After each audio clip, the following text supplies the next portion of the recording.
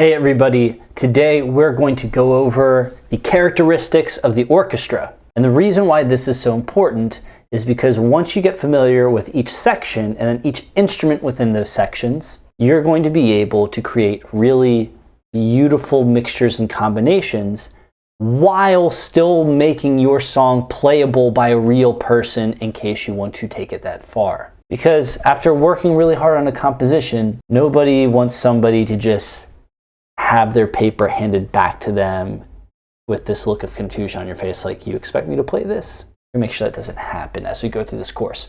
But it starts here. So let's get into general orchestral, really broad brush rules of thumb that I want to share with you. Then we'll get into the sections, then we'll get into the instruments. So a lot of the tips I'm sharing with you come from like so many different disparate sources. I know a bunch of them I get from Principles of Orchestration by Nikolai Rimsky-Korsakov.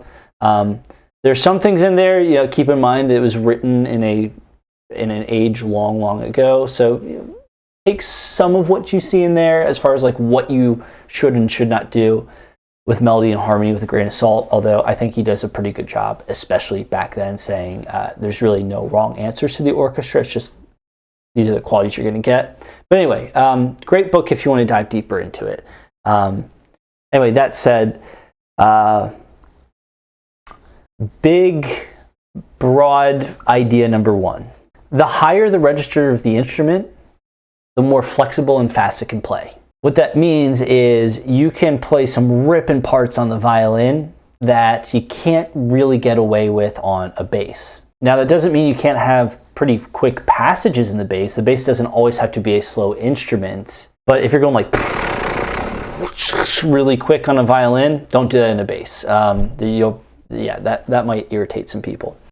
Two, the registers of the different instruments. So when I say register, that's like the high version of the string, like the violin, and the low version of the string, like the bass, or the high version of the woodwinds, like the flute and the piccolo, and the medium versions, like the clarinet and the oboe. How I think of them loosely translate to that soprano, alto, tenor, bass range that we talked about last time. That said, don't take that for gospel, because each instrument has its own range that doesn't perfectly match up with that SATB. So keep that in mind. Number three, one of the most difficult, I'd say, but enjoyable aspects of composing for the orchestra is every instrument has more than one timbre to it. So timbre, spelled Timbre, like not what you would think. Timbre is the quality of the sound. It's the reason why when I sing E, or a violin plays E, and a French horn, would I play this one? Yeah. And a French horn plays the exact same E, they sound really different. You know that they're two different instruments. That's timbre. So what's interesting about timbre is a lot of instruments in their register, so a low, medium, and high register for many of these, have different timbres between them. And you should utilize them. A really great example is the bassoon. Played low, got this very chesty voice. But when you play it high, it's almost like this mocking, jovial quality.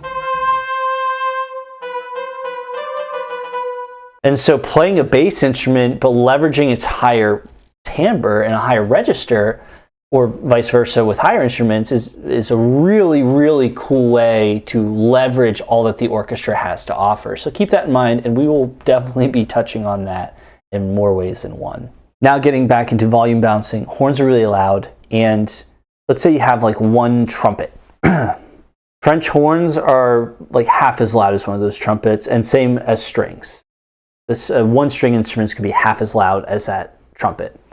And then a woodwind's going to be a quarter as loud. So if you want to match volume, give or take, and somebody's playing a trumpet, you want to have 2 strings on that, or 4 woodwinds, or 2 horns on that. Now again, you can play with different volumes, but that's like the general intensity of each of those instruments, just to kind of give you a rule of thumb.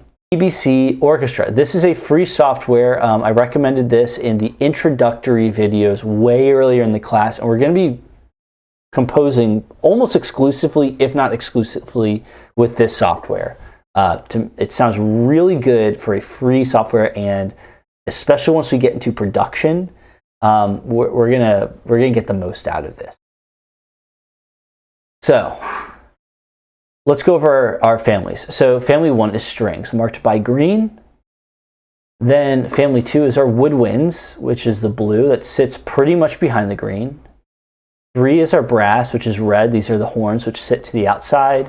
And then 4 is percussion and other fancy things, which sit way, way back in the middle. And yeah, like you can also have a piano as well in here too. Very common in the orchestra.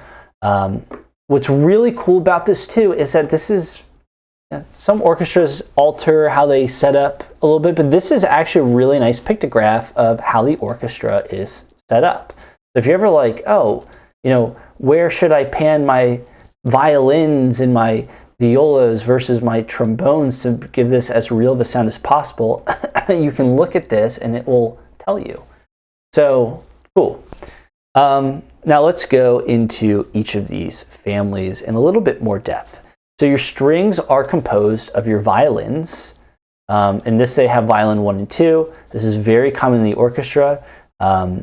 Violins tend to sit in pairs in stands, and sometimes they'll divide parts. This is known as divisi. So like violin 1 will play a lower part, violin 2 will play violin 1 will play a higher part, violin 2 will play a lower part. It's pretty common. The violins, you could have anywhere from like 8 to 16 of them in an orchestra, depending on the size. Now, after that, you have your violas. Oh, and your violins would be like your soprano equivalent. Your violas would then be your altos. And your violas, again, there's often violas 1 and 2. They just don't have it on this pictograph, but that's pretty common. You'll have anywhere from like 4 to 6 of them. And then your cellos, or your violoncellos, you may see that. You'll have 3 to 10 of these.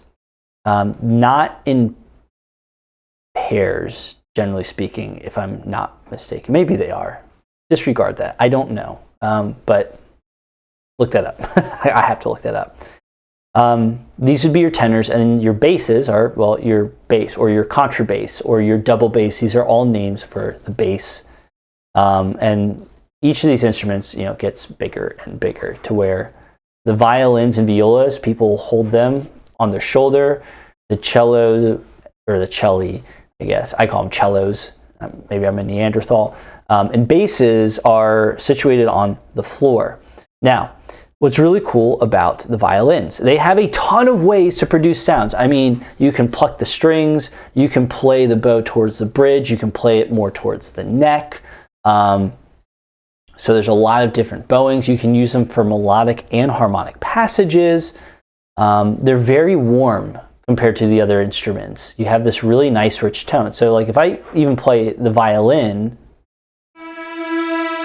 compared to a trumpet, like that trumpet's really bright, but that violin is just so, it's got this nice smoothness to it. So yeah, so tons of ways to bow, and to give you like examples of bowing,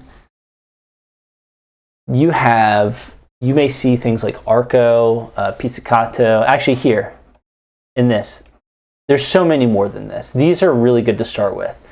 So long is really arco. Arco is just, you know, standard playing across the bow. Spiccato is like a quick hit on the strings, and there's so many different variations. So like you can have staccato, which is like a short detached note. Spiccato is more like you're bouncing across a string. Yeah, there's so many, and we don't have to get into that now. That is a whole other thing. But for now, just know you can play it long, you can play it short, you can play towards the bridge. like further down, which is going to give you a more bright, raspy, nasally tone. That's called sul ponticello. Sul tasto is bowing near the fingerboard, which gives it like a soft sound. And actually, here's an example that you can hear not on a violin, but on a very closely related instrument to the violin, the guitar. So here's the bridge, here's the neck. It's the same, like if I'm holding this like a giant violin, this is playing towards the bridge and this is playing towards the neck. And if I play and just pluck a string towards the bridge, or a regular one, cool. If I play it towards the bridge, it's really bright and like tinny, and towards the neck, way warmer. You can do the same thing on the violin. Thank you. Okay, so tons of things you can do to play with the colors. Man, what else? What else? Yeah, so those are the strengths. Some of the weaknesses, so very fast chromatic passages, so like really ripping it.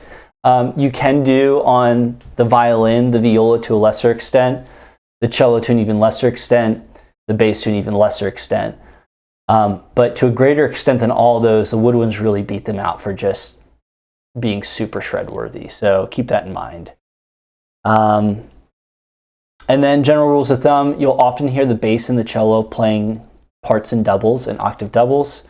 That's a very common combination, and I highly recommend you utilize that a lot. Sometimes they may be playing pedal tones and break apart from those octaves, but you'll see that a lot. And then finally, open strings. So open strings are like, they're not holding anything down. They're just playing the string, are more expressive, and they just have more character behind them, versus stopped, meaning they're putting a finger down, not as much. Again, don't shy away from stop strings, otherwise you'd only be able to play 4 notes. But keep that in mind. Like if you have an opportunity to really just open it up and the note happens to fall on an open string, utilize that. Kind of the same way with guitar. Cool. Now, let's go to winds. Behind here. So your piccolo, well, really your flute's your soprano, your piccolo is like your ultra soprano. Your oboes are your, I almost put oboes and clarinets really in a similar vein. I guess oboes would be alto, your clarinets are tenor, because clarinets can go a little bit lower, generally speaking, and your bassoons are bass, right? If you notice though, like they tend not to have as great of a range as your string instruments. And so for each of these, your flute, you probably have 4 flautists, flute players, about 4 of them. One of them will also be able to play the piccolo, at least one. 4 oboes, one will be able to play a thing called an English horn, which I love. Unfortunately, this doesn't have an English horn in it, but look up the English horn. It's a wonderful instrument. I love composing with it. 4 clarinets, one will at least be able to play this thing called a bass clarinet. And bassoons, you'll probably have 4 bassoons. So pretty much just 4 all the way around, like 2 to 4 of each of these. Oh, also bassoon, there's a thing called a double bassoon, which gets even deeper. So it's like an even bassier. So their strengths. The woodwinds, I find them, they are the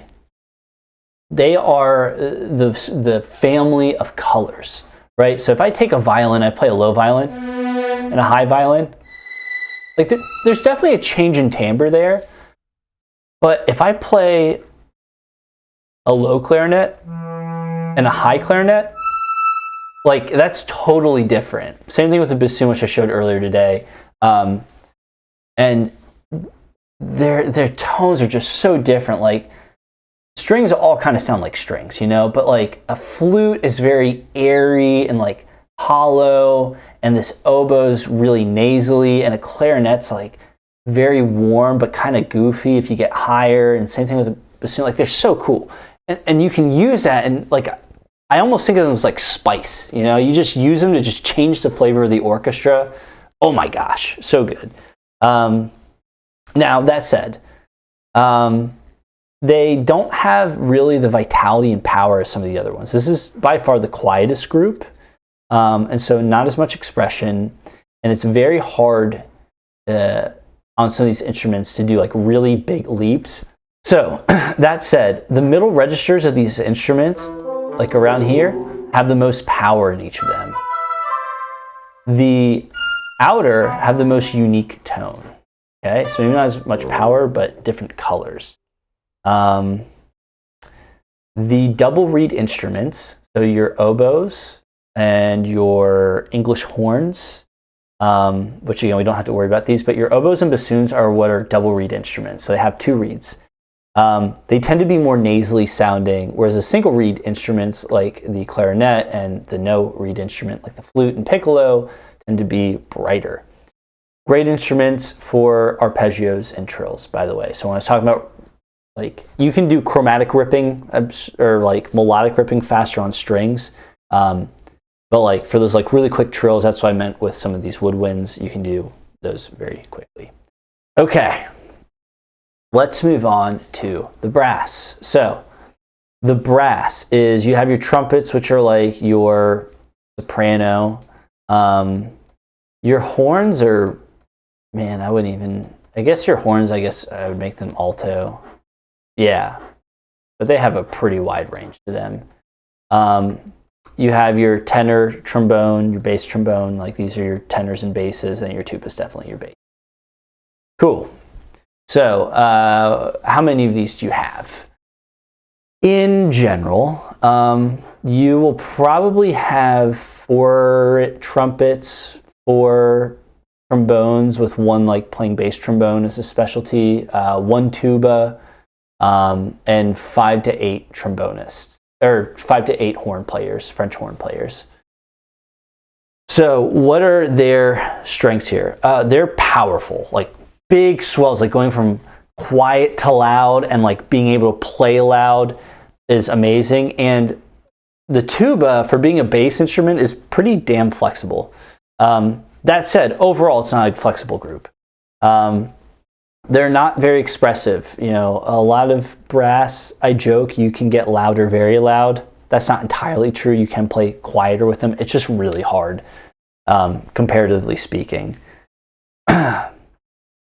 This one's interesting that I picked up from Korsakov. So I guess trombones, I don't think this is the case anymore, but this is more like a fun fact. They used to not have B natural on the first octave. I don't think that's the case anymore, and you don't have to worry about this, but just kind of like a little fun fact by how they used to be built. And I wonder if that's why they start at B flat, because a lot of brass instruments are tuned to B flat. Anyway, that's just me going off. Rules of thumb, again, it's going to take 2 of your French horns to match 1 of your other brasses. So French horns are kind of similar in strength and loudness as your string section. And what's interesting is, you know, generally you have your woodwinds are kind of your mixture between your strings and your brass. I encourage you to play with just strings and brass for some sections, for sure. But your bassoon is a really, really great link between the 2 sections. Harp and celeste, well, generally your percussions are going to be very loud and should be treated similarly to the brass, to where you don't abuse the hell out of them. Particularly your non-tuned percussion, so like your snares and your cymbals and things like that. Let's start with the harp. So we've done a lot of like key modulations in this. For harp, try not to use that as an instrument where you're modulating a bunch. Like, try to keep it in 1 key or give them time to modulate, because the mechanism of a harp, if you've ever seen, like harpists have these flat and sharp positions which change the tension of the strings, and it's not something that they can just, oh, I'm gonna, you know, put my finger a little bit higher. Like, that's not how this works. So it takes them a little bit longer. So, and it's more of an instrument where it's like very flowing, and I almost think of them like a pad in EDM. Like, something to like really wash and fill up the resonance of the stage. So don't go crazy on the harp. Utilize it. It's a beautiful instrument, but yeah, don't go nutso on some of these, because you can see they have to like sharpen, flatten each and every one of them. That said, harp high up sounds really nice because the tones are bright and clear. Generally just higher, you can play faster on higher instruments because the tones are so bright and defined.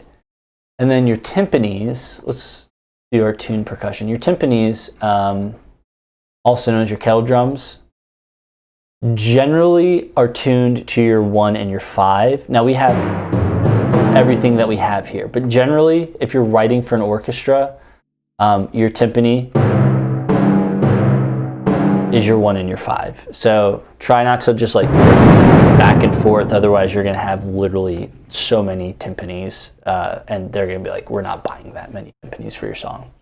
So now your homework is to go through, open up BBC Orchestra and just play with these and play with the different buttons and see what they sound like. Get used to the timbre, and then go online and actually look up each of these instruments and hear somebody play them by themselves so you can get a more realistic idea of what they sound like. Once we're done with that, we're going to start going into how a lot of these can pair together and how you can really create your own colors with these instruments. So thank you for watching. Please subscribe. Click the link below if you want to follow along and create your own song. And I will see you in the next class. Take care.